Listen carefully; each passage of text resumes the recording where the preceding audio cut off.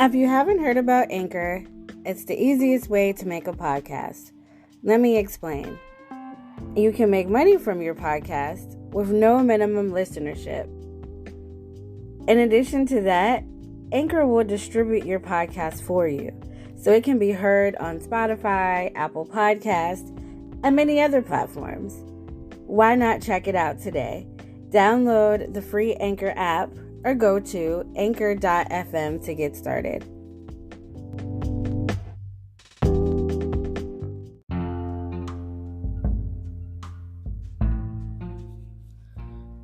Good day, happy Sunday. So, I was doing the flea market and I realized something today.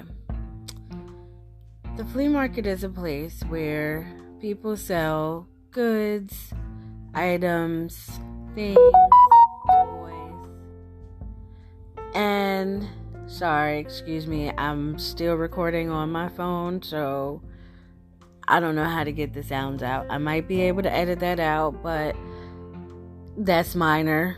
I need to share this because I feel this is something that I myself I'm not excluded. But I was at the flea market today and I was sitting in my chair. I was looking at the different booths. I was watching the different people. And, I was just doing some observing. And I realized that there is enough room for everybody at the table.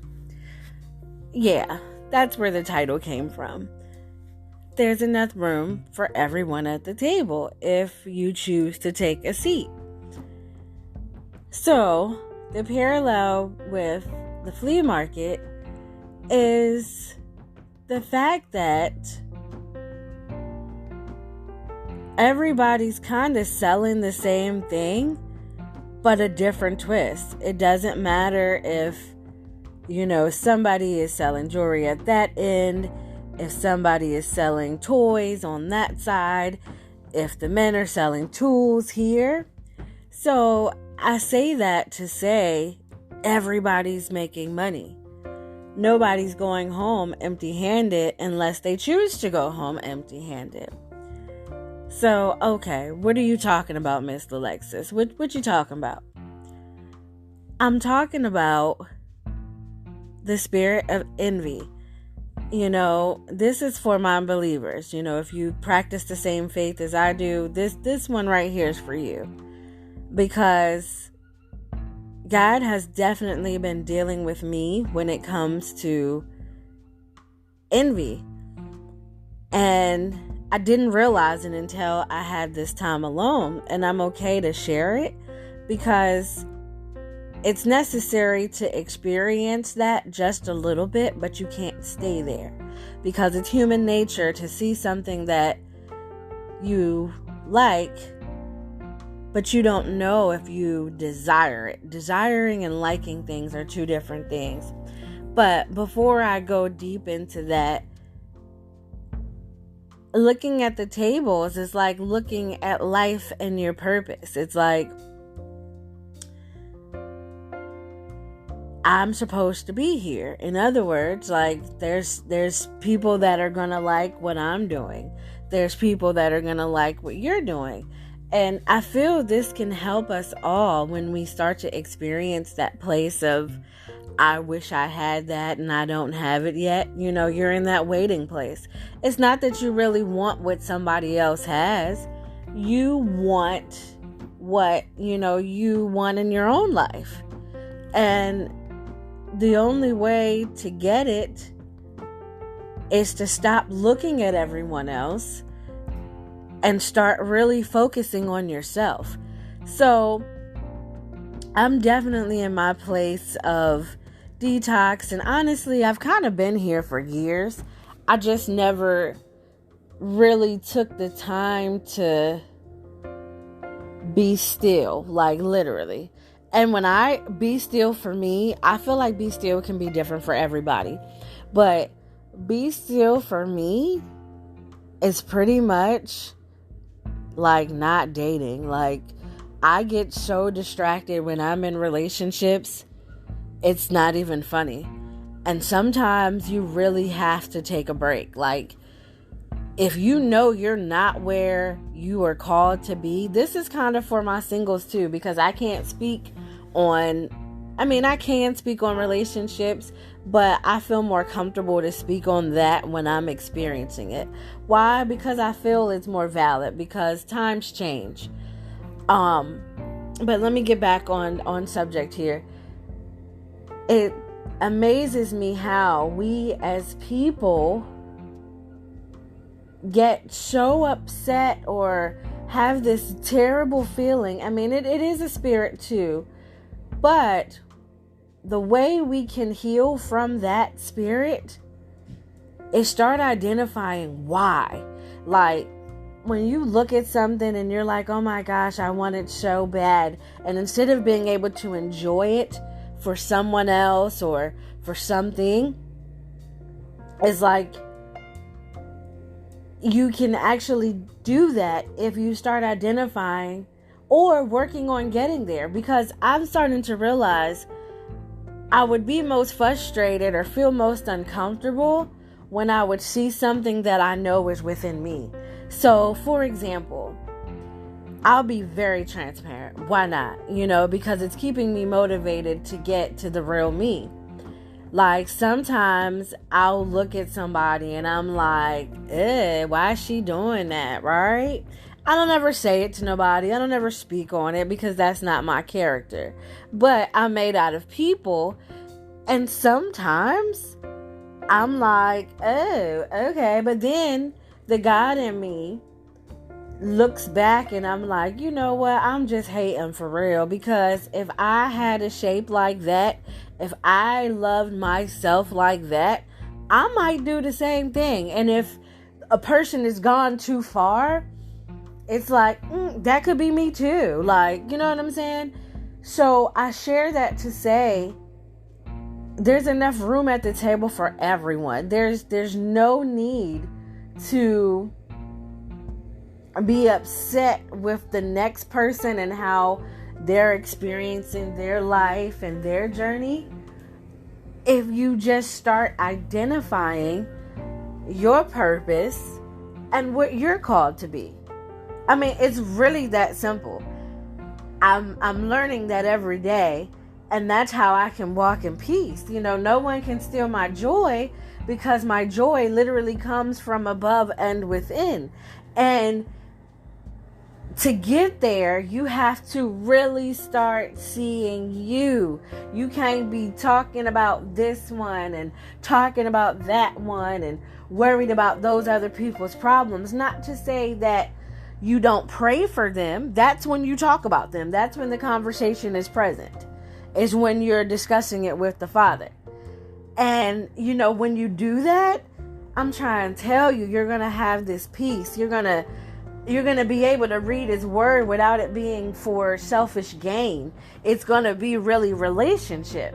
And I share that and I pray that it comes from a place of not seeing me as the person trying to discover, oh my goodness, what else is she suffering with? Is she suffering with it with me? Or is it, no, none of that. This here is for self-identification. It's like, I know I'm struggling with this thing, and I know that I'm tired of being in a cranky place. I'm tired of being frustrated. I'm tired of being mad at everybody else. I'm tired of doing the same thing, getting no new results. But I don't know why. The why comes from understanding your purpose. Once you start walking in your purpose and understanding who you are called to be, it's like, all right, the rest of it, I definitely give to God. Like, it's definitely faith. I don't know how that's going to work out. I don't know how this part makes sense. But if I'm in my purpose and what I'm called and created to do in life, then none of that other stuff will create stress in my life. Like,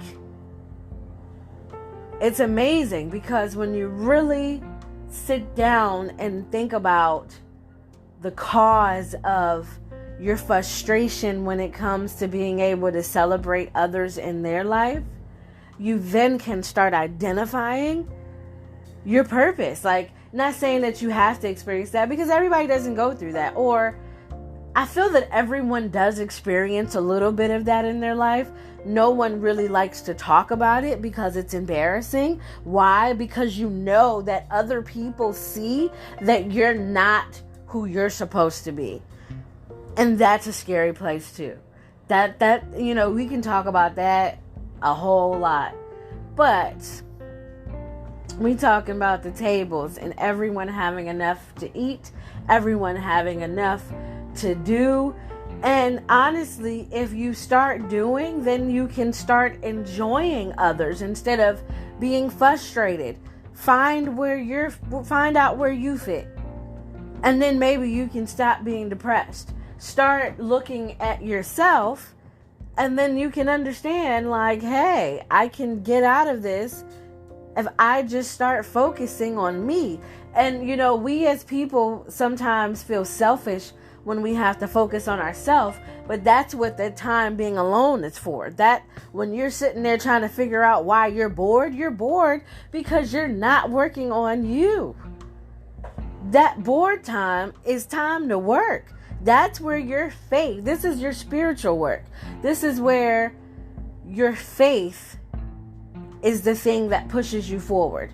Where you're like, all right, I have no idea how I am going to really become who I'm called to be, but I'm going to trust that God's going to get me there. And with me trusting Him, I'm going to let some things go.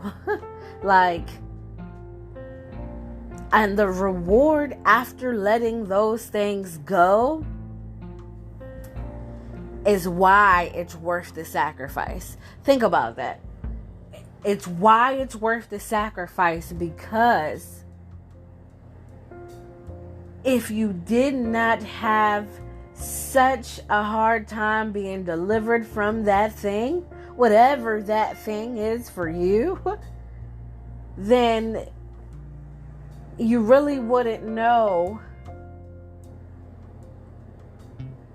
the reward. Like you wouldn't accept it or receive it as a reward. Am I stuttering? Like, I feel that means that, this talk with Miss Alexis is over.